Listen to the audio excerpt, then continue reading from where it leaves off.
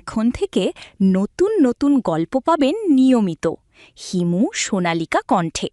সবাই বেশি বেশি করে লাইক, কমেন্ট আর হ্যাঁ, সাবস্ক্রাইব করতে ভুলবেন না আমার প্রিয় অডিয়েন্স।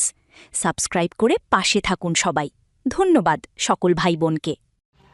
রক্তের রং লাল, কিন্তু আমার কাছে লাল এক অলৌকিক শুদ্ধতা, এক বিকৃত মোহ। নিছক ছায়া নয়, বরং আমার আত্মার চিরস্থায়ী বাসভূমি। মানুষের কণ্ঠ বিদারক চিৎকার আর ছিন্ন বিচ্ছিন্ন আহাজারি, এ আমার শ্রুতিমধুর সঙ্গীত, ঐতিহাসিক প্রশান্তির অলিখিত উৎস। আফ্রিকার অপরাধ জগতের অবিসংবাদিত রাজপুত্র আমি নই। রাষ্ট্রের নিয়ম আমাতে বন্দী, রাষ্ট্রবন্দী আমার ইচ্ছের শেকলে। আমার চাওয়া মানেই শাসন, আমার না বলা মানেই রক্তক্ষয়ী বিপ্লব। এই সব কিছু আমার সবচেয়ে প্রিয় জিনিস। রক্ত হাতে নিয়ে খেলা করতে আমি সবচেয়ে বেশি ভালোবাসি। ভেতরে এক প্রশান্তি আসে যখন কারোর বুকে ছুরি চালাই, ঠিক তখন আমার ভেতরে এক উন্মাদনার রূপ নেয়, ঐতিহাসিক আনন্দ পাই তখন। ব্ল্যাক ভাইপার মেনশনের ভিতরে অবস্থিত কালো রঙে আবৃত এক রুমে দাঁড়িয়ে আছে এক সুঠামদেহীর অধিকারী ব্যক্তি। সদ্য শাওয়ার নিয়ে শরীরের রক্ত পরিষ্কার করে এসেছে। পানির ফোঁটাগুলো শরীরের মুক্তার মতো চিকচিক করছে। ভয়ঙ্কর সেই লোকটা নিজের শরীরটা টাওয়াল দিয়ে মুছতে থাকে। হাতে 2টা পাখির ট্যাটু, গলায় ড্রাগনের, পিঠে সাপের ট্যাটু খোদাই করা। ফর্সা শরীরের জলকণার স্পর্শে ট্যাটুর প্রতিটি ট্যাটু যেন জীবন্ত হয়ে ওঠে। লোকটার মুখে সবসময় এক ভয়ঙ্কর ভাব ফুটে থাকে। হুট করে শব্দ করে মোবাইলটা বেজে ওঠে। মোবাইলে হাতে নিয়ে কানে চেপে ধরে। মুহূর্তেই রক্ত টকবগিয়ে ওঠে। ধারালো আর ঝাঁঝালো ভয়ঙ্কর আওয়াজ। যত টাকা লাগে ঠিক তত টাকা নিয়ে যা, নিলামে যেমন হোক, জিতটা যাতে আমাদের হয়। হ্যাঁ। ফোন কেটে লোকটা বিশাল সাইজের বিছানার একপাশে বসে। চোখে কোনো আবেগ নেই, শুধু শীতল বিশ্লেষণী অগ্নিগর্ভ নীরবতা। প্রতিটি তাকানো মানে এক রক্তস্নাত ভবিষ্যতের ঘোষণা। আফ্রিকার অপরাধ চক্রের এক নির্জন নিলাম কেন্দ্রে 18 জন গ্যাংস্টার বসে আছে। তাদের সামনে রাখা হয়েছে একটা মেয়েকে, যার পুরো দেহ কালো কাপড়ে আবৃত করে রাখা, তার মুখ সব ঢাকা। মেয়েটাকে পাচার করার জন্য আনা হয়েছিল, কিন্তু তার সৌন্দর্য তাকে নিয়ে এসেছে এখানে। মেয়েদের সৌন্দর্য এক পবিত্র দান, কিন্তু সেই সৌন্দর্য একদিন কাল হয়ে পড়ে। যদি কোনো শকুনের নজরে পড়ে তাহলে বিনাশ নিশ্চিত। পাচার কেন্দ্রে মেয়েটার সৌন্দর্য সবার চোখে আগুন ধরিয়ে দিয়েছিল। 19 বছরের এক মেয়েকে কেনার জন্য বসে আছে দেশ সেরা বড় বড় গ্যাংস্টারেরা। একজনে 20 কোটি টাকার আবেদন রাখে। ব্যক্তিটার কথা শুনে একজন ঠাট্টা করে বলে, সবজি ক্রয় করতে আসনি? মাত্র 20 কোটি টাকা রাখো কোন বিবেকে? সবাই হেসে ওঠে। 30 কোটি। 40 কোটি। 50 কোটি? 70 কোটি। 100 কোটি। গম্ভীর আর ঝাঁঝরা করে সেই ভয়ানক আওয়াজে কম্পিত হয়ে পড়ে সেই নিলাম কেন্দ্র। কেন্দ্রের প্রতিটি দেয়াল জানান দিচ্ছে কেউ একজন এসেছে। সব কিছু এক মুহূর্তে যেন স্তব্ধ হয়ে যায়। মেয়েটা ভয়ে কাঁপছে, জ্ঞান হারিয়ে ফেলবে যে কোনো সময়। তার চোখে কাপড় বেঁধে রাখা হয়েছে, ফলে কিছু দেখতে পারছে না। বাচ্চা মেয়েটা আল্লাহর কাছে হয়তো প্রাণ আর ইজ্জত ভিক্ষে চাইছে। তার জানা নেই সেখানে থেকে আর কোনোদিন বেঁচে ফিরতে পারবে কিনা। তার আপা কি করছে এখন? নিশ্চয় ওর জন্য এখন চিন্তায় ধুকে ধুকে মরছে। মেয়েটা মনে মনে ফুপিয়ে ওঠে, কিন্তু এখানে কান্নার শব্দও বারণ। 100 কোটি টাকার কথা শুনে সবাই পেছনে ফিরে দরজার দিকে তাকায়। কালো কোট পরিহিতা 6 ফুট লম্বা এক সুদর্শন হিংস্র যুবক দাঁড়িয়ে আছে। যুবকটা ঠোঁট বাঁকিয়ে হেসে তাদের সামনে তার বরাদ্দকৃত চেয়ারে বসে।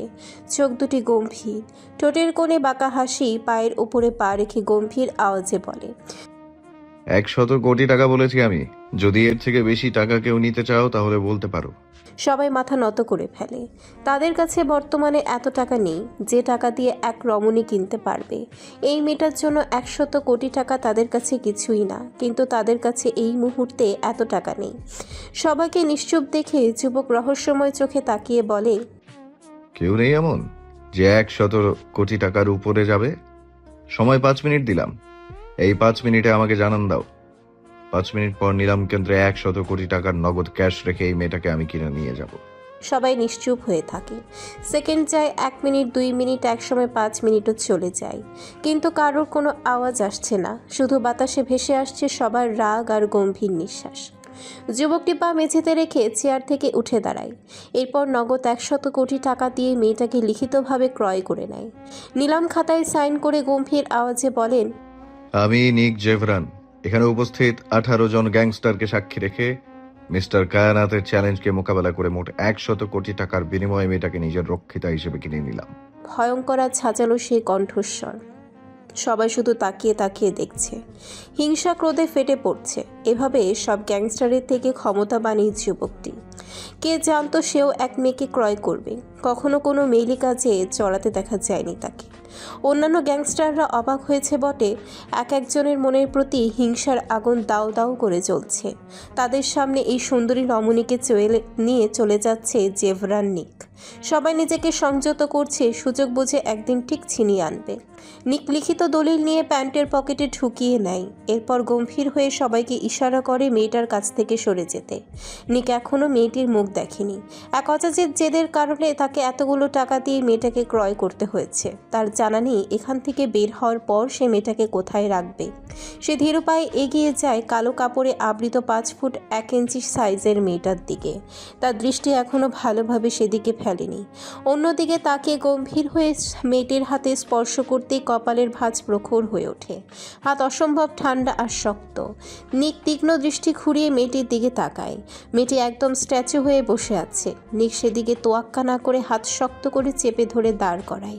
সাথে সাথে মেয়েটা জ্ঞান হারিয়ে এক পাশে হেলে পড়ে। রাগ আর বিরক্তি নিয়ে নিক হুঙ্কার ছেড়ে বলে, অধীরাজ মেয়েটাকে কোলে নিয়ে গাড়িতে বসা। নিজের হুঙ্কার পেতে অধীরাজ এগিয়ে আসে। জন্মগতভাবে আফ্রিকার নাগরিক সে। কুচকুচে কালো লম্বা সুঠামদেহী এক ব্যক্তিত্ববান পুরুষ। পালোয়ানের মতো শরীরটা নিয়ে নিকের সম্মুখে আসে। বস আমি। নিক রক্ত চোখে তাকিয়ে বলে, অধীরাজ কি আমার নাম? নোংরা জিনিস শরীরে লাগাতে চাই না। অধীরাজ থতমত খেয়ে মেয়েটাকে নিকের কাছ থেকে নিয়ে শূন্যে তুলে নেয়। নিক চোখে রোদ চশমা লাগিয়ে বাঁকা হেসে সবার দিকে এক নজর তাকায়। এরপর হাস্যরস কণ্ঠে বলে, কি মিস্টার কায়নাত, হেরে গেলেন আবারও? বলেছিলাম এসব চ্যালেঞ্জ করে আমার মাথায় যে ঢুকাবেন না। এখন কি করব এই মেয়েটাকে বলুন তো? ইচ্ছে হলে কাজের লোক অথবা রক্ষিতা বানিয়ে রাখবো।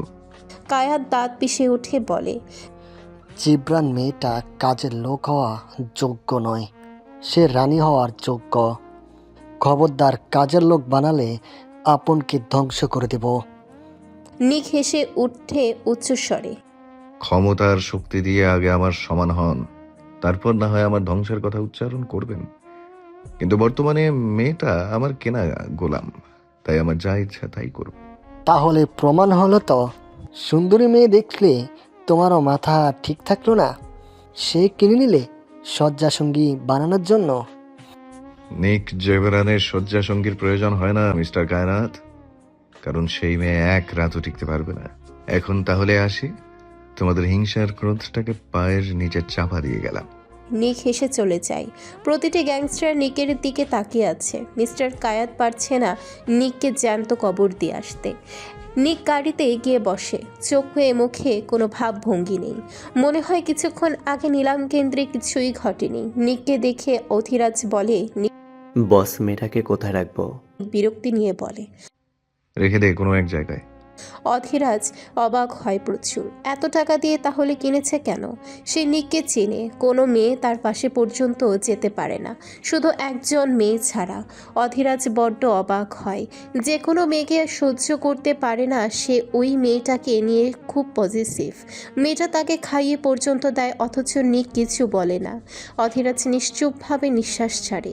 নিক সিগারেট ধরিয়ে ঠোঁটের ভাঁজে নিয়ে টান দিয়ে ধোঁয়া উড়াতেই মেয়েটি কেসে ওঠে। কাশির শব্দ শুনে অধীরাজ চিন্তিত হয়ে বলে, বস হয়তো ও মেয়েটা সিগারেটের ধোঁয়া সহ্য করতে পারে না। নিক রাগী চোখে অধীরাজের দিকে তাকায়।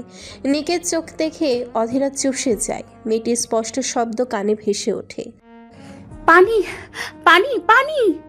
অধীরাজ শব্দটা বুঝতে পেরে চট করে পেছন ফিরে তাকায়। এরপর অসহায় হয়ে নিকের দিকে তাকাতেই নিক ইশারা করে ব্যাক সিটে যাওয়ার জন্য। বস তাহলে ড্রাইভিং করবে কে? আমি করছি, তুই পেছনে যা। বিরক্ত লাগছে আমার এইসব। অধীরাজ অনুমতি পেয়ে মেয়েটির কাছে চলে যায়। এরপর ব্যাক সিটে বসে পানির বোতল এগিয়ে দেয়। আপনি মুখের কাপড়টা খুলে ফেলতে পারেন, কিছু বলবে না কেউ। মেয়েটি অধীরাজের কথা মতো মুখের উপর থেকে কালো কাপড়খানা সরিয়ে ফেলে। এরপর বোতলের সবটুকু পানি এক নিঃশ্বাসে শেষ করে ফেলে, যেন কত বছরের তৃষ্ণার্ত। অধীরাজ মেয়েটির দিকে তাকিয়ে স্তব্ধ, থমকে যায় সে কিছু মুহূর্তের জন্য। চোখের পাতা নড়ছে না এক সেকেন্ডের জন্য, যেন চোখের সামান্য পাতা নড়লে অনেক কিছু দেখা সে হারিয়ে ফেলবে। এত স্নিগ্ধ, এত কোমল, এত মায়াবী, এত আবেদনময়ী কোনো মেয়ে হয়? এই নীল চোখ হাজারটা পুরুষকে ঘায়েল করার ক্ষমতা রাখে। অধীরাজ অন্য এক জগতে হারিয়ে যেতে চাইছে, জোর করে নিজেকে সামলে নেয়, কারণ এইটা তার বসের সম্পদ। তার অ্যাসিস্ট্যান্ট হয়ে তাকানোটা উচিত নয়। অধীরাজ নিজের দিকে তাকিয়ে বড় বড় নিঃশ্বাস টানে। আর কিছুক্ষণ তাকালে সে সৌন্দর্যে মোহিত হয়ে পাগল হয়ে যাবে। এত সুন্দরী মেয়ে বিগত 15 দিন ধরে পাচার কেন্দ্রে ছিল। ওর তো রাজপ্রাসাদে থাকার কথা। ভাগ্য আজ কোথায় নিয়ে আসলো? অধীরাজ মেয়েটাকে কিছু জিজ্ঞাসা করতে চায়। অধীরাজ কথা বলাটা কি ঠিক হবে? অধীরাজ সব ভয়কে একপাশে রেখে কাপা আওয়াজে বলে, কে তুমি? তোমার বাড়ি কোথায়? কোথা থেকে এসেছো? মেয়েটি নিজের দুর্বলতা কাটিয়ে জ্ঞানে আসে। মনে পড়ে ধীরে ধীরে সব ঘটনা। ভয়ে সিটিয়ে যায়। পাশে কোনো পুরুষকে দেখে কাঁপতে থাকে। অধীরাজ মেয়েটিকে কাঁপতে দেখে বলে, মেয়েটি আমাকে ভয় পাওয়ার প্রয়োজন নেই, তুমি বর্তমানে বিপদমুক্ত। আগে বলো কি তুমি? কাঁপা গলায় বলে। আনাস্থাসিয়া এনি। অধীরাজ মোহিত হয়ে পড়ে এত সুন্দর কণ্ঠস্বর শুনে। সামনে বসে ড্রাইভিং কর ব্যক্তিটা সামান্য ভ্রু নাচায়। বাড়ি কোথায় তোমার? মেয়েটি কিছু বলে না, আর শুধু ভয়ে কাঁপতে থাকে। ঘাম ঝরছে তার কপাল থেকে। মেয়েটিকে এইভাবে ভয় পেতে দেখে অধীরাজ আর কিছু জিজ্ঞাসা করে না। ভয় মেয়েটার দিকে আর তাকায় না। মেয়েটার চোখে চোখ রাখার ক্ষমতা তার নেই। বাগানের চারিপাশে হেসে খেলে বেড়াচ্ছে 18 বছরের এক রমণী। এক প্রজাপতির পেছনে ছুটছে প্রাণপণে। কোমর পর্যন্ত চুলগুলো বাতাসের সাথে নেচে বেড়াচ্ছে। পরনে হাঁটুর নিচ অব্দি একটা বেবি পিঙ্ক কালারের জামা। সে প্রাণপণ চেষ্টা করছে প্রজাপতিটা ছোঁয়ার জন্য, কিন্তু কিছুতেই পারছে না। হঠাৎ কারোর ডাকে সে দাঁড়িয়ে যায়। মেহের, কোথায় তুমি? তোমাকে খাওয়ার জন্য দাদুভাই ডাকছে। মেহের কিছুক্ষণের জন্য পেছনে ফিরেছিল। সামনে তাকাতেই দেখে প্রজাপতিটা চলে গিয়েছে। মেহেরের মন খারাপ করে বাগান থেকে বাড়ির ভেতরে প্রবেশ করে। সে গাল ফুলিয়ে গিয়ে ডিভানে বসে। তাকে গাল ফুলাতে দেখে 70 বছরের এক বৃদ্ধা এগিয়ে এসে বলে, আমার দাদুভাইয়ের কি হয়েছে? সেইভাবে গাল ফুলিয়ে রেখেছো কেন? মেহের মন খারাপ করে বলে, প্রজাপতিটাকে হারিয়ে ফেললাম। কত কষ্ট করেছি সামান্য ছুঁয়ে দেখার জন্য, কিন্তু কাছে যেতে পারিনি। পাখিরা লোক তো আকাশে উড়ে বেড়াতে ভালোবাসে দাদুভাই, তাদের ধরতে পারোনি বলে মন খারাপ করে থাকাটা বোকামি। এখন খাবে চলো। নিক ভাইয়া তো এখনো আসেনি দাদু ভাই। ভাইয়া আসুক তারপর খাবো। বৃদ্ধটি নিঃশ্বাস ছাড়ে মেহেরের দিকে তাকিয়ে। মেয়েটা শুধু শুধু পাগলামি করে এই ছন্নছাড়া নিকের জন্য। মেহের কিছু না বলে উপরে চলে যায়। নিক আসলে সে এমনি খবর পেয়ে যাবে। নিকের গাড়িটি গিয়ে থামে একটা বিশালবহুল বাড়ির সামনে। সে গাড়ি থেকে নেমে অধীরাজকে ইশারা করে ভেতরে ঢোকার জন্য। অধীরাজ গাড়ি থেকে নামার আগেই নিক ভেতরে ঢুকে যায়। ভেতরে প্রবেশ করে কপাল কুঁচকে ফেলে। মেঝেতে তরল রক্ত ছড়িয়ে আছে, আর সেই রক্তের পাশে কেউ আয়েশ করে বসে আছে। তার হাতে একটা ধারালো ছুরি।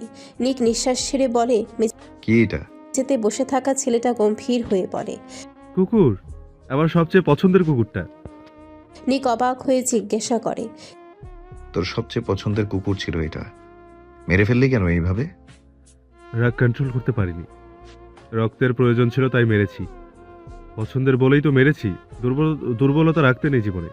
নিক গম্ভীর হয়ে ডিভানে বসে পড়ে। ছেলেটা মেঝে থেকে ওঠে। এরপর একজনকে ইশারা করে জায়গাটা পরিষ্কার করে দেওয়ার জন্য।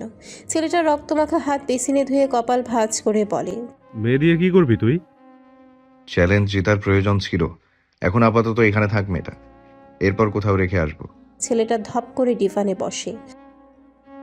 মেয়েটাকে এক নজর দেখার দরকার। কি এমন সুন্দরী যে সবাই এইভাবে পাগল হলো? নিক নাক ছিটকিয়ে বলে, নিক চামড়া সবারই সুন্দর, মেয়েদের উপর মোহিত হওয়া মানে নিজে সাপের গর্তে ঢুকে যাওয়া। দেখেছিস তুই? বিরক্তি নিয়ে বলে, এইসব দেখার টাইম নেই আমার। আবর্জনা দেখে চোখ নষ্ট করি না। নিক ডিভান থেকে উঠে চলে যায়। ছেলেটা গম্ভীর হাসে নিকের দিকে তাকিয়ে। নিক চলে যাওয়ার কিছুক্ষণ পরে অধীরাজ মেয়েটাকে নিয়ে রুমে ঢোকে। অধীরাজ ছেলেটার পেছনে অংশ দেখে বলে, আর স্যার মেয়েটাকে কোথায় রাখবো? আরিশ সামনে তাকিয়ে হাত দিয়ে ইশারা করে ভিতরে আসার জন্য। অধীরাজ মেয়েটাকে নিয়ে ভিতরে প্রবেশ করে। আরিশ হেসে অধীরাজের দিকে তাকিয়ে মেয়েটার দিকে তাকাতেই চট করে উঠে দাঁড়ায়। স্তব্ধ হয়ে তাকিয়ে থাকে মায়াবী সেই নীল চোখগুলোতে। আরিশের পুরো সর্বাঙ্গ কেঁপে ওঠে কিছু মুহূর্তের জন্য। আরিশ ঠোঁট ভিজিয়ে মেয়েটার চোখ থেকে চোখ সরিয়ে নেয়। এরপর বড় বড় শ্বাস টেনে অধীরাজের উদ্দেশ্যে বলে, অধীরাজ, এই মেয়েকে। স্যার এই মেয়েকে নিলামে তোলা হয়েছিল, আর বস 100 কোটি টাকা দিয়ে মেয়েটাকে কিনে এনেছে। আরিশ চট করে তাকায়। অধীরাজের চোখে ভয় এক প্রকার যুদ্ধ। আরিশ কাপা চোখে মেয়েটার দিকে তাকিয়ে বলে, কি নাম তোমার? মেয়েটা ভয়ে শুকনো ঢোক গেলে। এরপর অধীরাজের হাত শক্ত করে চেপে ধরে সিটিয়ে যায়। অধীরাজ আবেগপ্লুত হয়ে মেয়েটার স্পর্শ করার জায়গাটার দিকে তাকায়। এরপর অ্যানির আতঙ্কিত মুখটার দিকে তাকিয়ে বলে, ভয় পেও নাইনি, আমাকে নিজের ভাই ভাবতে পারো। উনি আরিশ স্যার, তোমাকে যে কিনে এনেছেন তার বেস্ট ফ্রেন্ড। অ্যানি অধীরাজের দিকে তাকায়। চোখে পানি চিকচিক করছে, কাপা আওয়াজে বলে, ভাই, এবার নিজের পুরো পরিচয়টা আমাদের কাছে দাও। কে তুমি? তোমার জন্মস্থান কোথায়? অ্যানি নিজেকে সামলে বলে, আমি আনাস্থাসিয়া অ্যানি। আমি ইরানে বড় হয়েছি, কিন্তু আমার মা বাংলাদেশি। আরিশ নিজে অজান্তেই বলে, তুমি সৌন্দর্যের এক নিষ্পাপ ফুল এনে। তোমার এই নীল চোখ আর চেহারার দিকে তাকালে প্রথমে নিজেকে কেউ সামলাতে পারবে না। বুকের হার্টবিট বাড়ানোর ক্ষমতা রাখো। অ্যানি নিজের মুখ ঢেকে ফেলে। আরিশ আলতো হাসে। অধীরাজ, অ্যানিকে রুম দেখিয়ে দিয়ে আয়। ফুলের শরীরের নোংরা মানায় না। আরিশের আদেশ পাওয়া মাত্রই অধীরাজ অ্যানিকে নিয়ে উপরে চলে যায়। এরপর একটা রুমের দরজা খুলে দিয়ে বলে, আজ থেকে তুমি এখানে থাকবে। তোমার প্রয়োজনীয় সবকিছু কিছুক্ষণের মধ্যে চলে আসবে। অ্যানি অধীরাজের দিকে তাকায়। আপনি তো আমার ভাইয়া, তাই না? আপনি আমার বোনকে সাহায্য করবেন। আপনি আপনার বোনকে সাহায্য করবেন প্লিজ। আমি এখান থেকে চলে যেতে চাই। আপনার বসের ভয়ে তখন কিছু বলিনি। আমি আমার গন্তব্যে যেতে চাই। নিজেকে আর শক্ত করে রাখতে পারছি না, খুব কষ্ট হচ্ছে ভাইয়া। আমার শরীরে কলঙ্ক লেগে গেল। বিগত অনেক দিন পাচার কেন্দ্রে ছিলাম, কত পুরুষের লালসার শিকার হয়েছি। আল্লাহ সহায় ছিল বলে কেউ স্পর্শ করতে পারেনি। ভাই হিসেবে বোনকে একটু সাহায্য করুন। আমাকে ইরান ফিরে যেতে দেবেন প্লিজ। অধীরাজ অ্যানির কান্না মিশ্রিত চোখের পানির দিকে তাকিয়ে বলে, তোমার সুন্দর চোখে জলকণা মানে না। এমন আবদার করেছো যা পূরণ করা আমার জন্য অসম্ভব।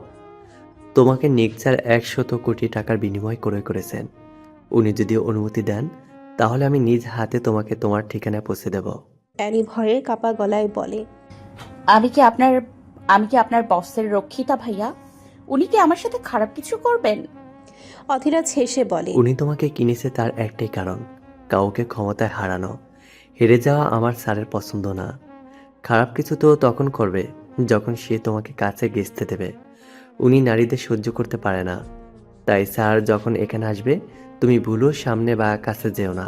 অ্যানি গম্ভীর শ্বাস ফেলে। অধীরাজ কপাল কুঁচকে বলে, রক্ষিতা মানে কি সেটার ধারণা আছে তোমার? এনি অ্যানি দুই পাশে মাথা নাড়ায়। না। অধীরাজ গম্ভীর শ্বাস ফেলে। তার প্রশাসনে মায়া জিনিসটা যায় না। উপরওয়ালা দিক তোমাকে যাতে বসের রক্ষিতা হতে না হয়। বস তোমাকে বলে যাকেনি, তোমার মতো এমন স্নিগ্ধ পরি রক্ষিতা হিসাবে মানায় না। আমার বস প্রচণ্ড হিংস্র। স্যারের রক্ষিতা হলে তুমি একদিনও টিকতে পারবে না। মানুষ কতটা নিকৃষ্ট হলে নিজ স্বার্থে একটা মেয়েকে নিলামে তোলে ভাইয়া, আর সেখানে থেকে মেয়েটাকে কেউ কিনে আনে। যখন আপনার বস আমাকে সাহায্য করতে পারবে না তখন এখানে রেখে কি করবে? এর চেয়ে ভালো আমি আমার ঠিকানায় ফিরে যাব। অধীরাজ নিঃশ্বাস ছেড়ে বলে, বস হয়তো মেয়েদেরকে সহ্য করতে পারে না, কিন্তু তুমি বর্তমানে স্যারের রক্ষিতা। স্যার যদি চায় তাহলে অনেক কিছুই করতে পারবে। তবে আজ রাতে যদি তুমি কোনো বর্বরতার শিকার না হও তাহলে তুমি স্বাধীন। তোমাকে বাঁচানোর ক্ষমতা আমার নেই। অধীরাজ অ্যানিকে কিছু বলতে না দিয়ে দরজার কাছ থেকে চলে যায়। অ্যানি ভিতরে ঢুকে বিছানায় ধপ করে বসে পড়ে। পুরো শরীর নিস্তেজ হয়ে আছে। ভয়, আতঙ্ক, ঘৃণা, হাহাকার সব মিলিয়ে অস্থির হয়ে ওঠে। এত বড় নিষ্ঠুরতার সাথে সে জড়িয়ে গেল। চোখে ভাসছে পাচার কেন্দ্রের সেই মর্মান্তিক ঘটনাগুলো। কেউ মেয়েগুলোকে টর্চার করছে, কেউ শারীরিকভাবে মেরে ফেলছে, প্রতিনিয়ত লড়াই করছে নিজের ইজ্জত নিয়ে। মনে হয়েছিল কোনো এক অদৃশ্য শক্তি তাকে রক্ষা করেছে, না হলে সে কেন একবার টর্চারের শিকারও হলো না। মূলত সব কিছুর সুবিধা সে পেয়েছে। যেদিন তাকে পাচার কেন্দ্রে আনা হয়, পরের দিন এক কালো কোট পরিহিতা ব্যক্তির গম্ভীর আওয়াজ শুধু শুনেছে। রুম নম্বর 22-এ রাখা মেয়েটা গায়ে যাতে সামান্য ফুলের আঁচড়ও না লাগে, সামান্য স্পষ্ট হলেই সবাইকে জ্যান্ত মাটিতে পুঁতে ফেলবো। সে ভয়ঙ্কর ছাঁচালো আওয়াজে শুধু অ্যানি নয়, যেন কেঁপে উঠেছিল পুরো কেন্দ্র। অধীরাজ নিচে নামলে আরিশ অবাক হয়ে বলে, নিক মেয়েটার কোনো পরিচয় না দিয়ে এত টাকা দিয়ে কিনে ফেললো? মাথায় আসছে না কি হচ্ছে এসব? মিস্টার কায়াত স্যারকে চ্যালেঞ্জ করেছে। এক সুন্দরী মেয়েকে বিয়ে করে স্যারকে দেখিয়ে দেবে। ক্ষমতা নয়, রূপ দিয়ে হারাবে। স্যার মিস্টার কায়াতের কথা প্রথমে পাত্তা দেয়নি, কিন্তু শালা বারবার ফোন দিয়ে একই কথা বলছিল। তাই সকালেই জেদের বসে নিলাম কেন্দ্র থেকে মিস্টার কায়াতের মুখে উষ্টা দিয়ে মেয়েটাকে কিনে আনা হয়। কিছু মুহূর্তের জন্য মেয়েটা আমাকে পাগল করে দিয়েছিল অধীরাজ। এত স্নিগ্ধ কোমল মেয়ে এর আগে কখনো দেখিনি। মেয়েটার সৌন্দর্য হয় মেয়েটাকে বাঁচিয়ে দিয়েছে, না হয় আগুন নিয়ে এসেছে। মেয়েটা পাচার হতে যাচ্ছিল, আর কোনোভাবে মিস্টার কায়াত ওকে দেখে ফেলে। মিস্টার কায়াতের সাথে আরও 7 জন ছিল। সবাই মেয়েটাকে রক্ষিতা বানানোর জন্য যুদ্ধ শুরু করে। পরে এক প্রকার নিলামে তোলা হয়। মিস্টার কায়াত বসকে ফোন করে বলেছে এক সুন্দরী মেয়েকে সে কিনে নিচ্ছে। স্যারের নাকি নিজস্ব সমস্যা আছে, তাই কোনো মেয়েকে গেছতে দেয় না। পারলে মেয়েটাকে কিনে দেখাতে। মিস্টার কায়াত জানতো স্যার এসব মেয়েলি বিষয়ে পাত্তা দেবে না, কিন্তু স্যার অবাক করে দিয়ে দ্বিগুণ দামে এনিকে কিনে আনে। তার মানে নিক এখানে দেখেনি? প্রয়োজন বোধ করেনি, বিরক্ত বোধ করছিল আরও। এখন আমি আসি স্যার। সম্মতি জানিয়ে কিছুক্ষণ গম্ভীর হয়ে বসে থাকে। এরপর উপরে চলে যায় নিকের কাছে। নিক গায়ে কোট চড়াচ্ছিল। আরিশ রুমে ঢুকে প্রশ্ন করে, তুই মেয়েটাকে দেখিসনি নিক? নো। তাহলে মেয়েটাকে আমায় দিয়ে দে। নিকের ভ্রু নাচিয়ে বলে। সে আমার রক্ষিতা। আরিশ হেসে ওঠে। ভাই তোর আবার রক্ষিতা? আগেরবারের মেয়েটার মতো গলা টিপে মেরে ফেলিস না। আরিশ হাসছে শুধু। নিক আরিশকে অন্য কিছুর ইশারা দিয়ে রহস্যময় হাসি দিয়ে রুম থেকে বেরিয়ে যায়। আরিশ ইশারা পেয়ে নিকের পিছু পিছু চলে যায়। খোলা আকাশের নিচে এক বালুর চত্বর, চারপাশ শুনশান নীরবতা। সমুদ্রের ঢেউগুলো পাড়ে এসে বারবার ধাক্কা লাগছে। চাঁদের জীর্ণ আলোয় বালুকাময় সেই নির্জন চত্বর, এক কবরস্থান সদৃশ প্রান্তর। চারপাশে নৈশব্দের এক অপার্থিব চাদরে ঢাকা পরিবেশ। বাতাস কেমন হিমেল অথচ মৃতপ্রায়, যেন সেখানে চলমান প্রতিটি কণাও মৃত্যুর অনুমোদন নিয়ে শ্বাস নিচ্ছে। সমুদ্র তার স্বাভাবিক ছন্দ ভুলে গিয়ে যেন প্রতিশোধের সুরে গর্জে উঠেছে। ঢেউয়ের গহীন থেকে উঠে আসা গলিত ধ্বনি যেন কুয়াশাচ্ছন্ন যন্ত্রণার আত্মা কান্নায় ভেঙে পড়েছে। ঠিক এই ভয়াবহতায় আচ্ছন্ন প্রেক্ষাপটে দাঁড়িয়ে আছে এক নিষ্ঠুর পুরুষ। শূন্যতা ও নিধনের এক জীবন্ত ভাস্কর্য। তার শরীরের প্রতিটি অঙ্গ যেন শৃঙ্খলিত হিংস্রতায় গঠিত। চোখ দুটো কাচের মতো ধূসর, তবে সেই কাচের ওপাশে নির্বিচার মৃত্যুর হিম শীতল প্রতিচ্ছবি। তার সামনে বালুর গভীরে গেড়ে রাখা মানবদেহ ছটফট করছে, অর্ধমৃত হয়ে একপাশে গেলে পড়েছে। পাথরের আঘাতে ছিন্ন বিচ্ছিন্ন দেহ, কিন্তু সেই ছটফটানি কোনো বেঁচে থাকার আকুতি নয়, বরং এক দীর্ঘকালীন নিঃশেষের পূর্বাভাস। পুরুষটির ঠোঁটের কোণে যন্ত্রণাদায়ক এক পৈশাচিক তৃপ্তির রেখা খেলে যায়। তার শ্বাস প্রশ্বাস ছিল গম্ভীর, অথচ কণ্ঠনালীর গভীর থেকে বেরানো প্রতিটি শ্বাস যেন জল্লাদের কুঠারের মতো ধারালো। পুরুষটি তীক্ষ্ণ ধারালো দৃষ্টি দিয়ে বাড়ির মধ্যে গেড়ে থাকা ব্যক্তিটার দিকে তাকায়, যেন কোনো হিংস্র বাঘ তার শিকারকে পরখ করছে। ঠিক তখন ওই ভেসে আসে দূর থেকে কারোর পদচারণের শব্দ। পুরুষটি হিংস্রতা নিয়ে সেদিকে তাকায়, ঠোঁটে খেলে যায় রহস্যময় হাসি। লোকটি এগিয়ে আসছে, বালির উপরে দেহভেদী এক ধীর গতি। প্রতিটি কদম মনে হয় বালুর হৃদয়ে ছুরির ঘা। সে পদচারণা থেমে থেমে আসে ন্যায় বিচারহীন এক বিচারকের মতো। বালিতে গেড়ে থাকা ব্যক্তিটিও তাকায় সেদিকে। বাতাস হঠাৎ ভারী হয়ে ওঠে, মনে হচ্ছে অনাত্মীয় এক শক্তি ছায়া ফেলেছে। আকাশ আরও কালো, ঢেউ আরও ঘন, আর তারই মাঝে দেখা দেয় সে ধূসর রাঙা চোখের পুরুষটির অপরাধ মৈথুনী সঙ্গী। সে আসে ধীরে ধীরে, মাথায় হুড তোলা কালো কোট, গায়ে জলের মতো ঝরে পড়ছে সাগরের শিশির। তার পায়ের নিচে বালু চাপা পড়ে না, বরং তার পায়ের নিচ থেকে নিজেই পিছিয়ে যায়। চোখে একজোড়া কুয়াশার ঢাকা বরফের কুচি। চোখের দৃষ্টি ছিল এমন নিঃসংবেদ, সে মৃতদের মধ্যেই বসবাস করে, আর জীবিতেরা তার কাছে কেবলই অস্থায়ী কৌতূহল। তার হাতে ধরা ছিল একটি ছোট ধাতব বাক্স। সে বাক্স থেকে সময়ভেদী এক ধাতব ঘর ঘর শব্দ উঠছিল, মৃত্যুর পূর্বশ্রুতি। ধূসর রাঙা চোখের ব্যক্তিটা এগিয়ে আসে আরেক কদম। তাদের মাঝখানে তখন বাতাস থমকে গেছে। সমুদ্র কাতর আর বালির কণাগুলো মনে হয় ফিসফিস করছে। দুটি মৃত্যু একত্রিত হলে সৃষ্টি হয় এক অমোঘ নরক। লোকটা ধূসর রঙের চোখের ব্যক্তিটাকে ইশারা করে। তাদের দুজনকে পাশাপাশি দাঁড়াতে দেখে বালিতে আহত ব্যক্তিটা আতঙ্ক মিশ্রিত কণ্ঠে জিজ্ঞাসা করে। ধূসর চোখের ব্যক্তিটা পৈচাসিক হাসি দিয়ে বলে, আমি গ্যাংস্টার, আফ্রিকার মহারাজা, ব্ল্যাক ভাইপার গ্যাংস্টার বস নিক জেভরান।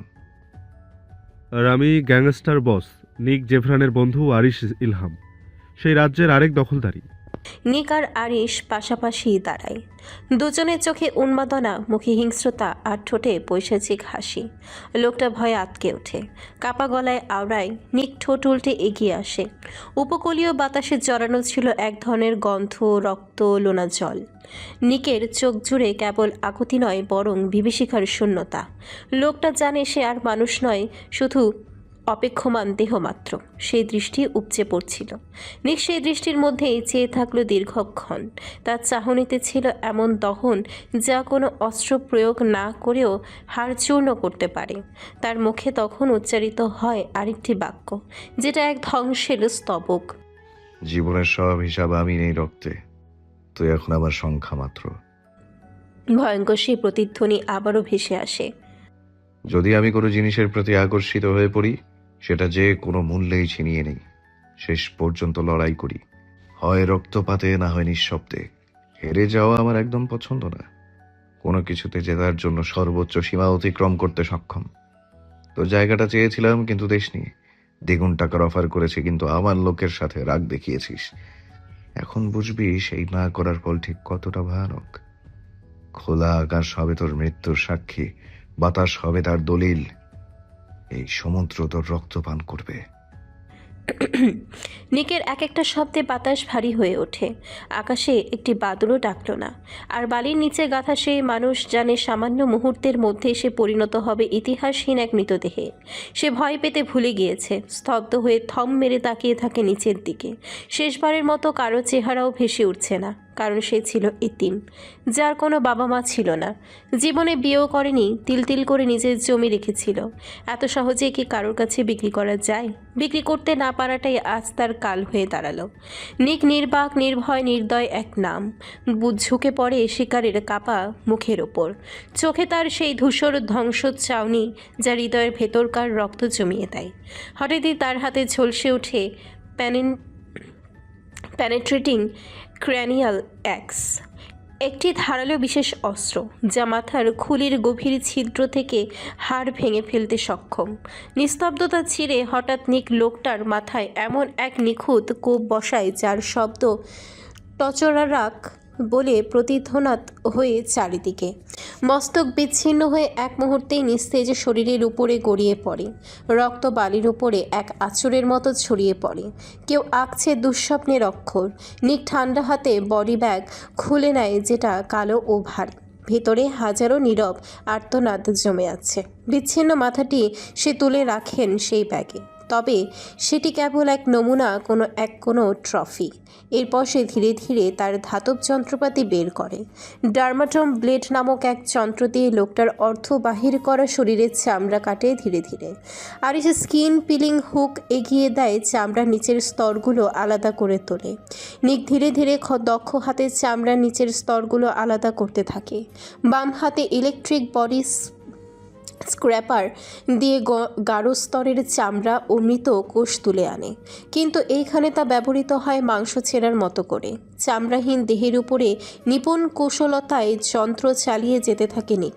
একটুও তাড়াহুড়ো নয়, বরং সময় থেমে গেছে, আর সে শিল্পী আর মাংসই তার ক্যানভাস। রক্তাক্ত মাংসের উপর আঁকাআঁকি করে অপথ্যালমিক ফোরসেপ বের করে, যা চোখ টেনে তোলার যন্ত্র হিসেবে কাজ করে। নিক যন্ত্রটা খোলা চোখে ঢুকিয়ে দেয়। লোকটার দেহ মস্তিষ্ক আলাদা হয়েছে, পড়েই নেতিয়েই পড়েছিল। রুহু বের হয়ে গিয়েছিল অনেক আগেই, এখন অনুভূতিহীন এক পুতুল। নিক চোখ খোঁচা দিতেই রক্ত গড়িয়ে পড়ে মুখের ওপর দিয়ে, সাদা অংশ লাল হয়ে যায়। নিক হেসে সেদিকে তাকিয়ে দুটি চোখ উঠিয়ে নেয় সে এমন সাবলীলতায় যেন কেবল দুটো গ্লাস বল তুলছে। লোকটার মুখ এমন চামড়াহীন এক রক্ত জ্বলন্ত জমিন, যেখানে নিক নিজের ছুরি দিয়ে ল্যাটিন অক্ষরে কিছু লিখে যায়।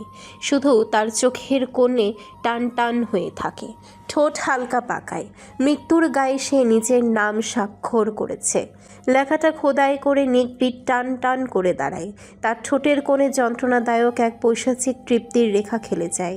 তার শ্বাস প্রশ্বাস ছিল গম্ভীর, অথচ কণ্ঠনালীর গভীর থেকে বেরোনো প্রতিটি শব্দ যেন জল্লাদের কুঠারের মতো ধারালো। তোর কষ্ট আমার রসদ, তোর আতঙ্ক আমার প্রার্থনা, তোর মৃত্যু আমার শুদ্ধি। অ্যানির এত বড় বদ্ধ রুমে শুধু অসহায়ের মতো ছটফট করছে। দুশ্চিন্তায় শরীরের প্রতিটা রক্তহীন শীতল হয়ে যায়। সে গ্যাংস্টার যদি রাতে তার কাছে আসে, রক্ষিতার পূর্ণাঙ্গ ব্যাখ্যা হয়তো আমি জানি না, তবে এইটুকু জানি আমি কারোর কেনা গোলাম হয়ে গিয়েছি। সে পিশাচটা যদি আমার ইজ্জত লুট করতে চলে আসে, তারা হিংস্র, তারা ভয়ানক জাতি, তারা মানুষের কান্না হাহাকার বোঝে না কখনো, তারা খারাপ, খুব খারাপ। অ্যানি দেয়ালের সাথে ঘেঁষে জড়সড় হয়ে বসে পড়ে। চুলগুলো পাগলের মতো এলোমেলো হয়ে আছে, চোখের পানি শুকিয়ে দবদবে ফর্সা মুখটায় দাগ পড়ে গিয়েছে। অ্যানি কাঁপছে, আবার মাঝে মাঝে হাঁপিয়ে উঠছে। আজ রাতটা অন্তত বাঁচতে হবে, ওই পিচাসটা যাতে অ্যানির কাছে না আসে। অ্যানি দুই হাঁটুর মধ্যে মুখ গুজে ফুপিয়ে বলে ওঠে, হেল্প মি আল্লাহ, ও Allah, help me please, save me from this place, take me out of this British kingdom. রাতের অন্ধকারে রাস্তার পাশে পাগলের মতো ছোটাছুটি করছে 20 বছরের এক যুবতী মেয়ে। রাতের অন্ধকারেও পুরো শহর ল্যাম্পপোস্টের আলোতে আলোকিত। শরীরে একটা জিন্স প্যান্ট, টপস, গলায় ওড়না পেঁচানো। মেয়েটা খুব দ্রুত থানায় প্রবেশ করে। থানায় প্রতিটি পুলিশ প্রায় ঘুমিয়ে গিয়েছে, হাতে গোনা কয়েকজন পুলিশ জেগে রয়েছে। মেয়েটা পুলিশদেরকে অধৈর্য হয়ে জিজ্ঞাসা করে, আমার বোন কোথায়? প্রায় 20 দিনের মতো হতে চলল, আপনারা সামান্য খোঁজ দিতে পারেননি। যদি কাউকে খুঁজে বের করার মতো শক্তি না থাকে, তাহলে পুলিশের পোশাক কেন গায়ে লাগিয়েছেন? আপনারা কেন মনোযোগী হচ্ছেন না সেদিকে? ও ছাড়া আমার এই পৃথিবীতে কেউ নেই, মরে যাব তাকে না পেলে। You are not doing anything intentionally.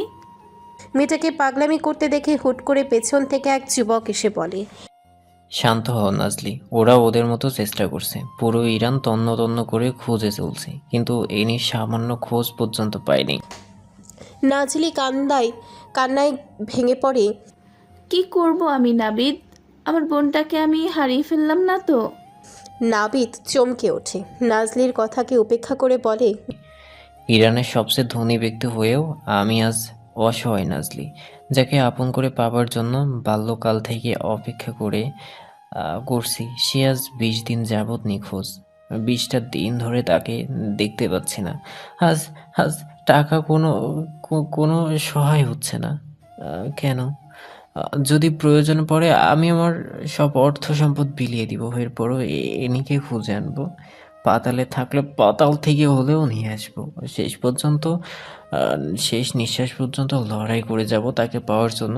চিন্তা করো না নাজলি, নাবিদ বেঁচে থাকতে হেনির কিছু হবে না। নাজলি সহায়তার চোখে তাকায়। নাবিদ চোখ দিয়ে আশ্বস্ত করে, এরপর পুলিশের দিকে তাকিয়ে বলে, প্রতিটি নিউজ খবরে রাখো, প্রয়োজন হলে বিদেশেও খবর পাঠাও। 10 দিন সময় দিচ্ছে আমি তোমাদেরকে।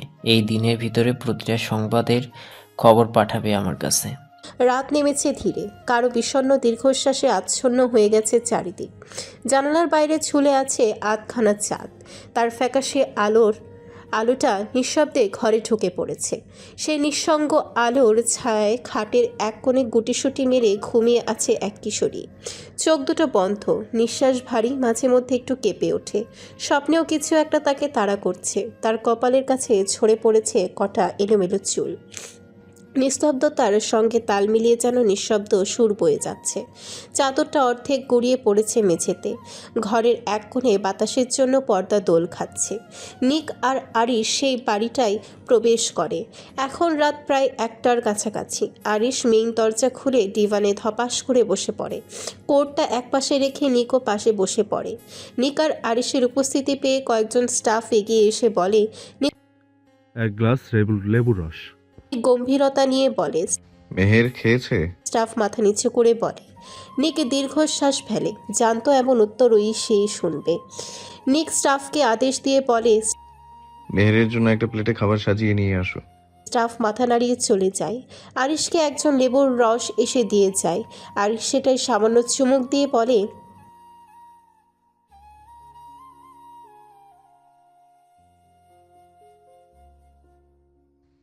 কোথায়? আমি তো এমন কিছু দেখছি না। মেহেরের উন্মাদনা দিন দিন বেড়ে যাচ্ছে নিক, সময় থাকতে আয়ত্তে নিয়ে আয়।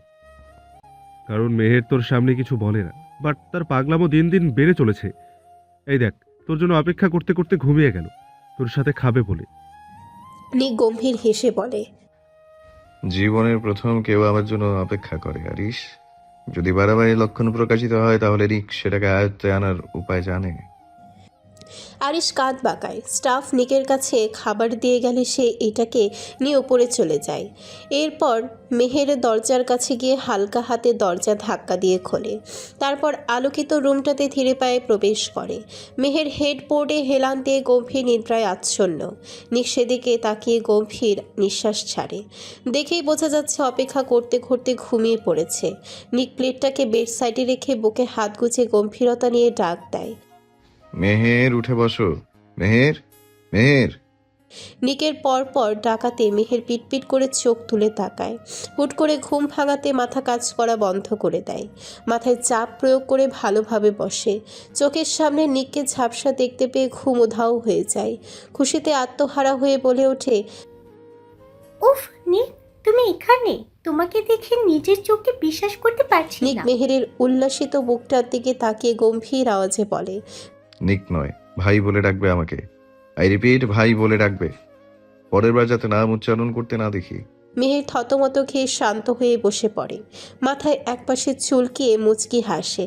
নিক খাবারের দিকে ইশারা দিয়ে বলে, দ্রুত খাবারগুলো খেয়ে শেষ করো। পরের বার যাতে আমার জন্য অপেক্ষা করে নিজে না খেয়ে ঘুমিয়ে পড়তে না দেখি। লাস্ট বার আমি তোমাকে বলে যাচ্ছি মেহের। মেহের মাথা নাড়িয়ে বলে, তুমি খাবে না? নিকের শক্ত জবাব। না। সামান্য সময়ের জন্য মেহের মনটা বিষিয়ে ওঠে, তবে সেসব উপেক্ষা করে হাসি দিয়ে বলে, আমি খেয়ে নিচ্ছি, তুমিও খেয়ে নিও। যদি কোনো প্রয়োজন পড়ে তাহলে একটা ডাক দিবে, আমি সেকেন্ডের ভিতর হাজির হয়ে যাব। প্রয়োজন পড়বে না, নিজে খেয়ে ঘুমিয়ে পড়ো। নিক বেরিয়ে যায় রুম থেকে। মেহের নিকের প্রতিটি পদচারণের দিকে এক দৃষ্টিতে তাকিয়ে থাকে। মনের অজান্তেই বলে ওঠে, আই লাভ ইউ নিক, এই ছন্নছাড়া পুরুষটাকে আমি বড্ড ভালোবাসি। 15 মে 2016, রোজ শনিবার। তানজানিয়ার দার এস সালাম উপকূলে আজ সকালে এক বিভৎস দৃশ্য সাক্ষাৎ করল। সমুদ্রতটে জোয়ারের তাণ্ডবে ভেসে এলো এক ছিন্ন বিচ্ছিন্ন দেহাবশেষ। পরে নিশ্চিত হওয়া যায় এই মৃতদেহ আফ্রিকার অন্যতম বিত্তশালী ব্যবসায়ী নাইজেরিয়ান বংশোদ্ভূত শিল্পপতি মোজেস ওকনকোর। দেহটি কংক্রিটের মতো ভারী করে গাঁথা ছিল কাচের টুকরো, কাঁটাতার ও সীসার বলের সঙ্গে। মাথা শরীর থেকে বিচ্ছিন্ন, একটি হাত সম্পূর্ণ উধাও, আর বুকের উপর খোদাই করে লেখা অদ্ভুত সংকেতময় কিছু অক্ষর, যা এখন তদন্তের কেন্দ্রে। এই মৃত্যু ছিল না কোনো দুর্ঘটনা, ছিল না কোনো আবেগের হঠাৎ বিস্ফোরণ। এটি ছিল নির্মম পরিকল্পনার নিঃশব্দ ফলাফল, যার অদৃশ্য রচয়িতা এখানে অধরা, অজ্ঞাত এবং সম্ভবত অতি ক্ষমতাধর। এই প্রশ্ন ঘুরপাক খাচ্ছে গোটা মহাদেশের প্রতিটি বুদ্ধিজীবী মহলে। প্রশাসনের শীতল বিবৃতি জানায়, তবে স্থানীয় মহল বলছে সমুদ্র জানে, সূর্য দেখেছে, বাতাস সাক্ষী, তবু মানুষ জানে না কে নিল এই প্রাণ। গোটা আফ্রিকা দাঁড়িয়ে আছে এক অনুচ্চারিত আতঙ্ক ও প্রশ্নের মুখোমুখি। প্রতিটি চ্যানেলে ছড়িয়ে পড়েছে এই সংবাদ। সে সংবাদখানা দেখে গ্যাংস্টার বস নিষ্ঠুরভাবে হাসলেন। দক্ষিণ আফ্রিকায় অন্ধকার রাতের অন্তিম প্রহরে ব্ল্যাক গ্লাস হল, যে স্থাপত্য নির্মাণে শুধুমাত্র স্থিরতার রাজত্বই নয় বরং নিঃশব্দ শাসনের ধারাও আবদ্ধ, তার অক্ষরে অক্ষরে টলটলে গন্ধ মিশে আছে রক্তের, বিষের আর অশ্রুসিক্ত নীরবতার। কালো কাচের অবেধ্য দেয়ালগুলি আচ্ছন্ন, যেখানে প্রত্যেকটি প্রতিফলন মনে করায় বঞ্চনা ও ভয়ঙ্কর মৃত্যুর অদৃশ্য প্রতিবিম্ব। এই দুর্গে স্বাভাবিক সময় প্রবাহমান নয়, এখানে প্রতিটি শ্বাস, প্রতিটি পদক্ষেপই বুকে আঘাত করে, যেন শেকড় গর্তে ডুবছে। আন্ডারগ্রাউন্ডের প্রশিক্ষণ কক্ষে, যেখানে কঠোর চ্যালেঞ্জের মোকাবিলায় প্রহরী আত্মবলিদানের অঙ্গীকার বহন করে, সেখানে হাড় ভাঙা নীরবতা ভেঙে দেয় ভাঙা কাচের মতো নিঃশ্বাস। যুদ্ধের জটিল নৃত্য, অসংখ্য রক্ত ছড়ানো মুহূর্ত, অনবরত ধাতব অস্ত্রের গর্জন যেন ছাপ রেখে যায় অন্তরে, অমোঘ ও অব্যক্ত। সেই বিশাল ওয়ার কমান্ড রুমে, যেখানকার নীল আলো ও ডিজিটাল ম্যাপের গাঢ় আভায় গোপন পরিকল্পনা আঁকা হয়, সেখানে দাতা এক অদম্য সেনানায়ক, যে শুধুমাত্র নিজ হাতে নয়, চিন্তা প্রখর তীর দিয়ে শত্রুদের বিনাশ করে। তার চোখগুলো কালো কাচের মতো স্বচ্ছ, অথচ কেউই তার অন্তরের গভীরতা জানে না। যেখানে বিরল মানবীয় দয়া নাড়িয়ে দেয় একাকার অন্ধকার। গার্ড কোয়ার্টারগুলি স্থির, কঠোর ও নিয়ন্ত্রিত। প্রতিটি যোদ্ধার চোখে ঝলমল করে অদম্য অগ্নি, আর দেহে কাঁপন ধরে শত্রুর নাম শুনলেই। অস্ত্রাগারে যা যেন মৃত্যুর মন্দির, হাতিয়ার তীক্ষ্ণ ধার, গাঢ় বিষাক্ত রেশ আর যুদ্ধের ঘাম, সব কিছু মিলেমিশে এক অবেধ্য প্রতিরক্ষা দেয়াল গড়ে তোলে। নীরবতা, এখানে প্রতিটি শব্দের মধ্যে লুকিয়ে আছে মৃত্যুর ভাষা। সাইলেন্স রুম, সে ভয়াবহ ঘর যেখানে আলো ও শব্দ সর্বদা অনুপস্থিত। প্রতিটি নিঃশ্বাসই হয় মৃত্যুর পূর্বাভাস। সেখানে প্রবেশ করা মানে ফিরে আসার সম্ভাবনা প্রায় শূন্য। এছাড়া মেডিকেল বে, যেখানে জীবন বাঁচানো হয় না বরং ক্ষত সেলাই করা হয়। দ্রুত ফিরে এসে আবারও হত্যার রঞ্চমঞ্চে নামা হয়। শত্রুর যন্ত্রণার সাক্ষী হয়ে ওঠে নিঃস্ব রক্তাক্ত দেয়াল। প্রতিটি করিডোরের কড়া সিকিউরিটি ও আধুনিক নজরদারি সিস্টেম, গভীর অন্ধকারে ঘেরা এক দুর্গের মতো, যার প্রতিটি কোণে জেগে আছে মৃত্যু। শাসক ব্ল্যাক ভাইপার সর্বোচ্চ তলায় বিরাজমান। তার নিঃশ্বাস থেমে গেলে এই সাম্রাজ্যের হৃদয় বন্ধ হয়ে যাবে। এই হলের প্রতি কোণে আর প্রতিটি স্তরে ছড়িয়ে রয়েছে একটি একক সংকটের প্রতীক, একটি অবিরাম যুদ্ধের গল্প, যার পরিণাম লুকিয়ে আছে নীরবতার গভীরে। হলের এক কোণে আছে একটি বিশাল আয়তাকার গ্লাস চেম্বার, যা ছাদ পর্যন্ত পৌঁছে যাওয়া কাছে ঢাকা। সেই কক্ষে বসে আছে গ্যাংস্টার বস, তার সিংহাসনের পেছনের দেয়ালে টাঙানো অজস্র কালো মুখোশ, শতমুখ, হাজার শত্রুর আত্মা এখন তার শোভা। গ্যাংস্টার বস দুই ঠোঁটের ভাঁজে সিগারেট চেপে ধরে জিপ্পো লাইটার দিয়ে আগুন ধরায়। এরপর সামান্য ফু দিয়ে ধোঁয়া ওড়াতে অধীরা এগিয়ে এসে বলে, বস, মিস্টার কায়াত সাথে রাশিয়ান মাফিয়া ইগর কানজেবস্কি, Italia mafia Marco Spinelli, Mexican mafia Falcon, তার 4 জন এসেছে। আর 4 জনই সেদিন নিলাম কেন্দ্রে ছিল, আর মেয়েটাকে নেওয়ার জন্য বেশি দেওয়ানা ছিল। তাদেরকে ভিতরে আসার জন্য অনুমতি দেব? গ্যাংস্টার বস সিগারেটের লম্বা একটা টান দিয়ে আকাশে ধোঁয়া উড়িয়ে দেয়। এরপর নিচে ফেলে দিয়ে অধীরাজের উদ্দেশ্যে বলে, এন্টার নাও। অধীরাজ আদেশ পেয়ে তাদের কাছে চলে যায়। নিক সুইভেল চেয়ারটাকে এদিক সেদিক ঘোরাচ্ছে, কপালে বৃদ্ধ আঙ্গুল ঘেঁষে গভীরতা নিয়ে বসে থাকে। ঘরে নীরবতা হঠাৎ ছিন্ন করল জুতার মৃত করাঘাত। গাঢ় কালো চামড়ার সুইভেল চেয়ারে বসে থাকা সেই ব্যক্তি গ্যাংস্টার সাম্রাজ্যের একচ্ছত্র অধিপতি নিঃশব্দে চোখ তুললেন। চোখ জোড়া কেমন বরফমণ্ডিত কোনো পর্বতের গভীর খাদ। চিবুক নিচু, কিন্তু ঠোঁট দুটো সোজা দাগে শক্ত হয়ে থেমে আছে। চোখের সামনে সবাইকে দেখে নিক ঠোঁট কামড়ে হাসলেন। মিস্টার কায়াত হিংসাত্মক চোখে নিকের বাঁকা হাসি পরখ করে। এরপর গম্ভীরতা নিয়ে সামনে থাকা চেয়ারে বসে পড়ে। নিক সেদিকে না তাকিয়ে নিজের সুজের উপরে দৃষ্টি তাক করে বলে, জিজ্ঞাসা না করে বসাটা ব্যাড ম্যানার্স। নিকের মুখ থেকে প্রচলিত বাক্যটা সবার ইগোতে গিয়ে টাচ করে। রাগে ফুঁসে ওঠে, কিন্তু নির্বিকার। মিস্টার কায়াত হাসি উপহার দিয়ে বলে, নিক কুটিল হেসে বলে, এত ভুল কথা বলে মাফিয়া হলেন কিভাবে মিস্টার কায়াত? আমি আর আপনি একই জলের মাছ নই। আমি সাম্রাজ্যের রাজা আর আপনারা প্রজা। মিস্টার কায়াত অপমানে চুপসে যায়, চোখ বন্ধ করে নিজেকে ধমিয়ে রাখে। এখন কিছু বললে নিজেরই বিপদ। সবার সামনে গলা উঁচিয়ে কথা বলা যায় না, অনেকে মৃত্যুর টিকিট ধরিয়ে দেয়। মিস্টার কায়াত চুপসানো হয়ে ব্লেজার ঠিক করে বলে, সব বাদ দিন মিস্টার মিক, কাজের কথায় আসি। আমরা এখানে কেন এসেছি সেটা নিশ্চয়ই আন্দাজ করে ফেলেছেন। আমরা মেয়েটাকে চাই। শুনেছি আপনি মেয়েটাকে মিস্টার আনিসের বাড়িতে রেখেছেন। যখন নিজের রক্ষিতা হিসাবে কিনে এনেছেন, তখন বন্ধুর বাড়িতে কেন জানতে পারি? নিক ঠোঁট উল্টায়। এরপর কিছুক্ষণ দাঁত দিয়ে চেপে ধরে বলেন, কখনো দেখেছেন নিক জেভরান কখনো কারোর প্রশ্নের উত্তর দিতে? নিজের টাকা খরচ করে রক্ষিতা কিনেছি, এখন তাকে আমি কি করব সেটা নিজের ব্যাপার। আপনাকে কে বলেছে বাম হাত ঢোকাতে? মিস্টার কায়াত কিছুটা কেঁপে উঠে বলে, 100 কোটি টাকার বিনিময়ে আপনি মেয়েটাকে কিনেছেন। আমি আপনাকে পুনরায় 100 কোটি টাকা ফিরিয়ে দিচ্ছি। মেয়েটাকে আমায় ফেরত দিন। নিক মাথা তুলে তাকায় মিস্টার কায়াতের দিকে, এরপর অস্বাভাবিক সুরে বলে, নেশা কেটে গেলে আবার আসবেন। আমার ব্ল্যাক গ্লাস মিনারের দরজা সব সময় খোলা থাকবে। আপনি হয়তো ভুলে গিয়েছেন মিস্টার কায়াত, নিলাম কেন্দ্র থেকে কোনো জিনিস ক্রয় করা হয়ে গেলে সেটাকে অন্য কোনো মাফিয়ার হাতে ক্রয় করা যাবে না। মাফিয়া ট্রেনিং আবার দিয়ে আসুন, না হলে নিজের মস্তিষ্ক হারাবেন। মিস্টার কায়াত কিরমিরিয়ে তাকায় নিকের দিকে। রাশিয়ান মাফিয়া ইগোর কানজেভস্কি এতক্ষণে মুখ খোলে। মিনিক, আপনি আমাদের লিডার ঠিক আছে, কিন্তু আমাদের সামনে থাকা খাবার ক্ষমতা দিয়ে কিনে নিতে পারেন না। নিজের দাপট, আধিপত্য, টাকা সব দিয়ে নিজের জেদ পূরণে মেয়েটাকে কিনে নিলেন, অথচ ফেলে রাখলেন অযত্ন আর অবহেলায়। মেয়েটাকে আমাকে দিয়ে দিন, আমি রাশিয়া নিয়ে চলে যাচ্ছি। নিক সামান্য হেসে বলে, বুড়ো হয়ে গিয়েছেন, এখনো নারী সঙ্গ লাগে মিস্টার ইগর?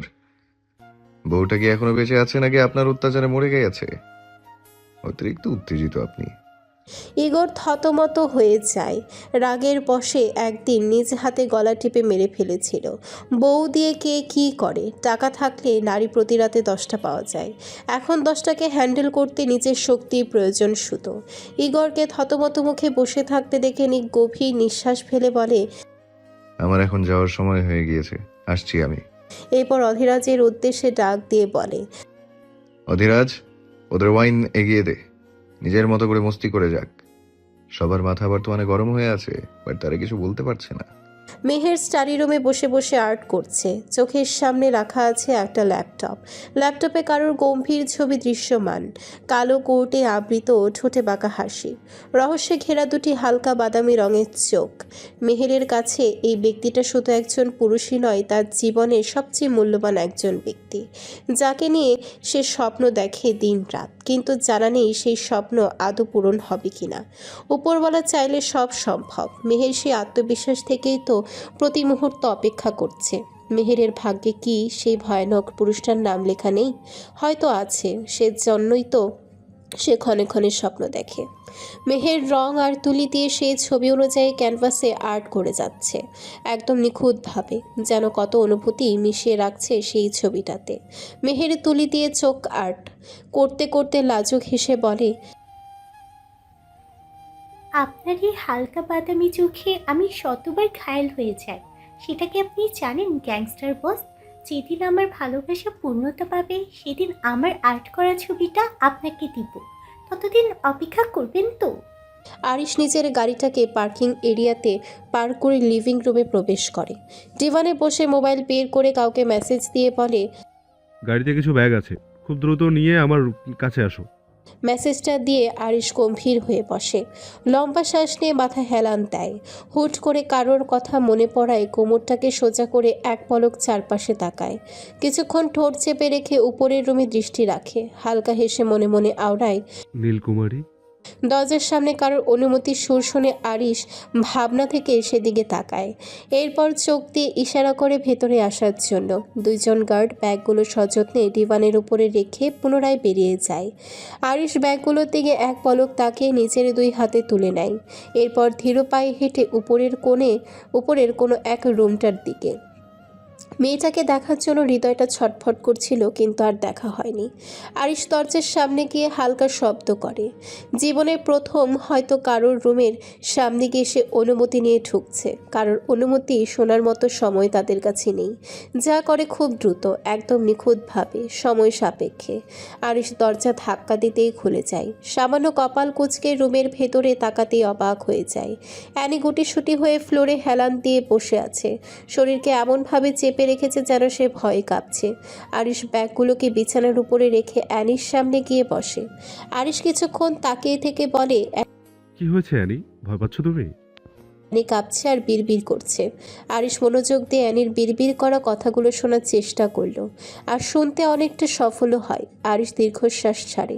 জীবনে তো কারোর জন্য এক ফোঁটা মায়া কাজ করেনি, বর্বরতার সাথে মস্তিষ্ক আলাদা করে ফেলেছে অনেকের, কিন্তু একটু অনুশোচনা হয় না। কিন্তু এই মেয়ের জন্য মায়া কাজ করছে কেন? আরিশানির ভীত মুখটার দিকে তাকায়। ইস, কতটা স্নিগ্ধ আর কোমল এই মেয়েটা! হয়তো তার দেখা সবচেয়ে সুন্দর এই মেয়ে। নীল চোখের অধিকারী নীলকুমারী। হঠাৎ আরিশের চোখ আটকে যায় অ্যানির চুলে। কোমর ছাড়িয়ে গিয়ে ফ্লোরে ভাঁজ হয়ে পড়ে আছে। আরিশ থমকে যায়। এই মেয়েকে সবার থেকে আলাদা করে বিধাতা তৈরি করেছেন, একই সাথে এতগুলো জিনিস নিজের মধ্যে ধারণ করে বসে আছে। আরিশ চুলের দিকে তাকিয়ে অ্যানিকে জিজ্ঞাসা করে, এগুলো কি তোমার রিয়েল চুল অ্যানি? অ্যানি পিটপিট চোখে আরিশের দিকে তাকায়। এখানকার লোকগুলোকে অ্যানির কাছে অন্যরকম লাগে, সবার মুখে কেমন ভয়ানক। হাসলে তার মনে ভয় কাজ করে। সেই পাচার কেন্দ্রে কী সব বিশ্রী হাসি ছিল। মনে হতেই এনির গা ঘিন ঘিন করে ওঠে। আরিশ উৎসুক হয়ে মোলায়েম গলায় বলে, বলো অ্যানি। অ্যানি কাপা গলায় বলে, হ্যাঁ, এত লম্বা চুল কিভাবে হয়েছে? আল্লাহ দিয়েছেন। আরিশ গম্ভীর হয়ে ওঠে, কণ্ঠে খাত নামিয়ে বলে, তুমি মুসলমান?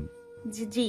আরিশ নিঃশ্বাস টানে কিছুক্ষণ, এরপর নড়ে চড়ে বলে, উঠে আসো অ্যানি, তোমার জন্য কাপড় এনেছি, যদি পছন্দ হয় তাহলে স্টাফ এসে কাবার্ডে গুছিয়ে রেখে দিয়ে যাবে। অ্যানি নীল চোখ দিয়ে তাকায় আরিশের দিকে। আরিশ দুই ভ্রু নাচিয়ে বলে, আমাকে একদম ভয় পাবে না, বন্ধু ভাবতে পারো আমাকে। চলো দুইজনে পরিচিত হই, আমি জিভান আরিশ। আন্ডারগ্রাউন্ডের কিলার কথাটা প্রকাশ না করে বলে, অ্যানি আন্ডারগ্রাউন্ডের কিলার কথাটা প্রকাশ না করে বলে, আমি নিকের বেস্ট ফ্রেন্ড। দুই পাশে না বোধক মাথা নাড়ায়, যার অর্থ সে চেনে না। আরিশ অবাক হয়ে বলে, নিককে তো চেনো? কেন, ও তোমার সাথে কথা বলেনি? আরিশ চমকায় অনেকটা। আবার নিকের কথা মনে পড়ে, সে তো বলেছিলই যে অ্যানিকে দেখেনি। আরিশ চাপা হেসে বলে, আচ্ছা, না চেনাটাই বেটার। ফুল কাটাকে না চিনলেও চলবে। তোমাকে যে কিনে এনেছে সেই হচ্ছে নিক। সেটা আমি জানি, কিন্তু ঘৃণ্য লোকটাকে কখনো দেখিনি। অ্যানির মুখে নিকের জন্য ঘৃণা দেখতে পেয়ে কিছুটা গম্ভীর হয়ে ওঠে।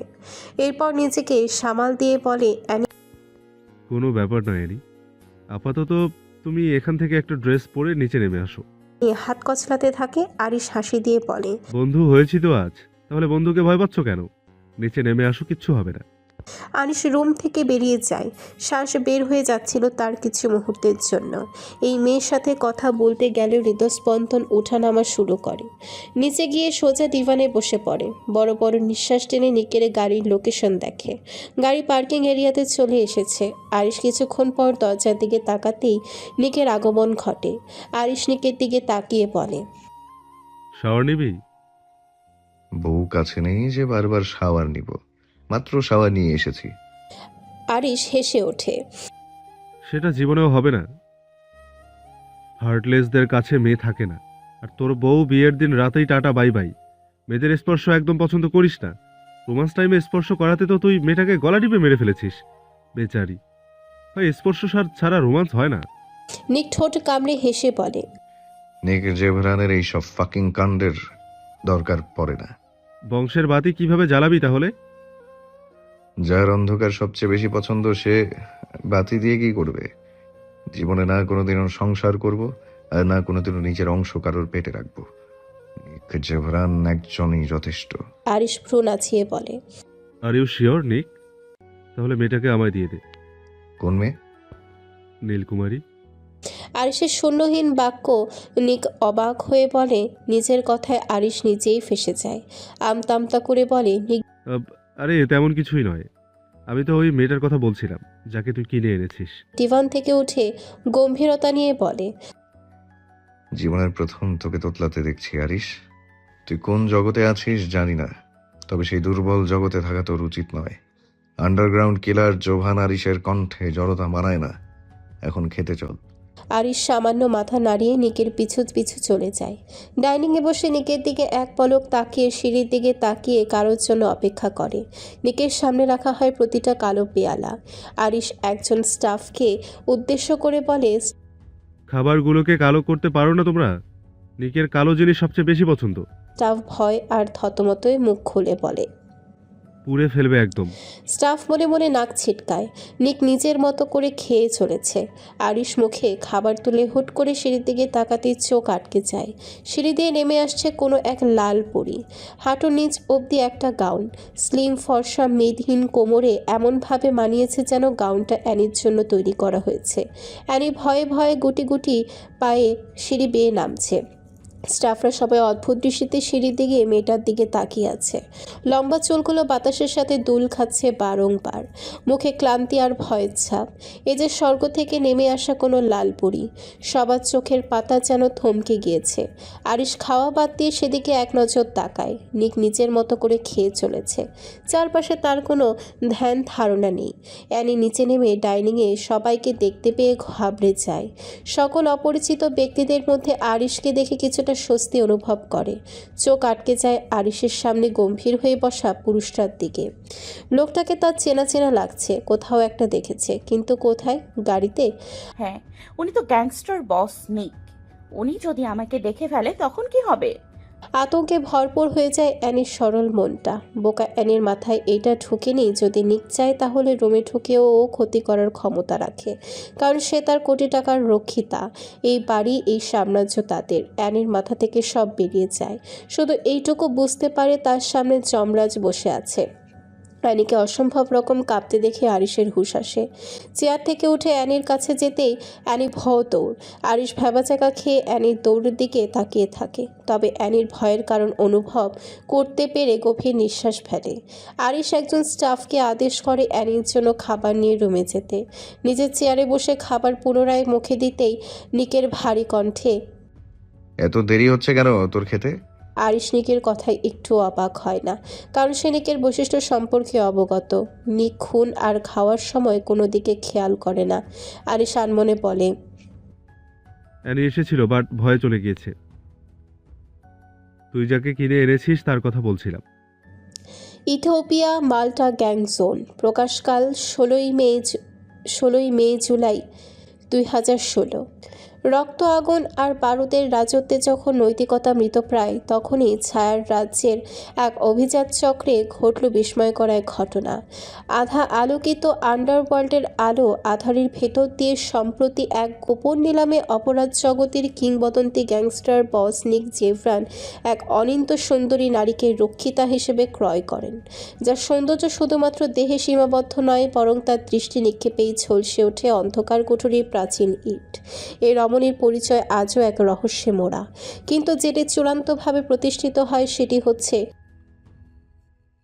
মেয়েটি তার চোখের মনি নীল আর তাক লাগানো সুন্দরী। না, তবে নিছক নীল নয়, তা যেন কোনো অজানা সমুদ্রের গহীন তরঙ্গ, যেখানে একবার ডুবে গেলে ফেরার আর পথ নেই। কে এই নারী যার চাহনিতে স্তব্ধ গোটা মাফিয়া সাম্রাজ্য?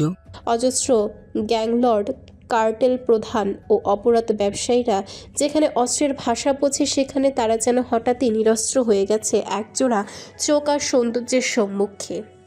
গোপন সূত্রে জানা গিয়েছে, যখন নারীটিকে মঞ্চে তোলা হয় তখন পুরো কক্ষে ছড়িয়ে পড়ে এমন এক অস্বাভাবিক নিঃশব্দতা। মনে হয় পৃথিবীর সমস্ত সহিংসতা তার চাহনিতে থমকে দাঁড়িয়েছে। আন্ডারগ্রাউন্ডের বস কোনো মেয়েকে কই করেছেন? এই কি প্রেম, নাকি আরো এক নতুন বন্দিতব্দ? যে নারী কিনা রক্তের বাজারে বসে হল নিলামের পণ্য, তার সৌন্দর্য আর নীল চোখে কি আজও স্বপ্নের ঠাঁই আছে, নাকি সেই ঠোঁট এখন শুধুই এক অলিখিত যন্ত্রণা নীলাভ গহ্বর? খবরটি প্রতিটি চ্যানেলে ছড়িয়ে পড়ে। নিক গম্ভীর হয়ে বসে আছে একটা চেয়ারে, রাগে ফুলে ওঠে কপালের প্রতিটি রেখা, তার একটা হুঙ্কারে প্রতিটি দেয়াল কম্পমান হয়ে ওঠে। এই সংবাদ কে রটিয়েছে? কার বুকের পাঠা হয়েছে আমার পেছনে লাগার? নিলাম কেন্দ্রে ঘটে যাওয়া ঘটনা আজ নিউজে কেন দেখানো হচ্ছে? এইটা একটা জেদ ছিল জাস্ট, আর এরা ছড়াচ্ছে আমি প্রেমে পড়ে ক্রয় করেছি। Like seriously? নিক জেভরান কোনো মেয়ের প্রেমে পড়েছে? হাস্যকর। সবাই কম্পমান হয়ে চুপচাপ দাঁড়িয়ে আছে। নিক ঠান্ডা গলায় অধীরাজের উদ্দেশ্যে বলে,